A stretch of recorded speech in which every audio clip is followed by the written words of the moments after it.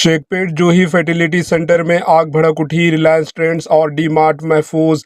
हैदराबाद में शेख पेट D mart के करीब इमारत आग लगने का वाकया पेश आया, जिसके बाद इलाके में खौफ का माहौल था। शेख पेट के जूही फर्टिलिटी सेंटर में आज सुबह तकरीबन 5 बजे अचानक आग भड़क उठी, जिसके नतीजे में सनसनी फैल गई। रिलायंस ट्रेंड्स भी इस इमारत के ग्राउंड फ्लोर पर वाक़ है, ताहम आग ग्राउंड फ्लोर तक नहीं पहुंच सकी। आग के बायस इमारत से गहरा धुआं उड़ता नजर आ रहा था। मुकामी लोगों की इत्तला के बाद फौरी तौर पर पुलिस और फायर डिपार्टमेंट का अमला जाए वाक़या पर पहुंच गया।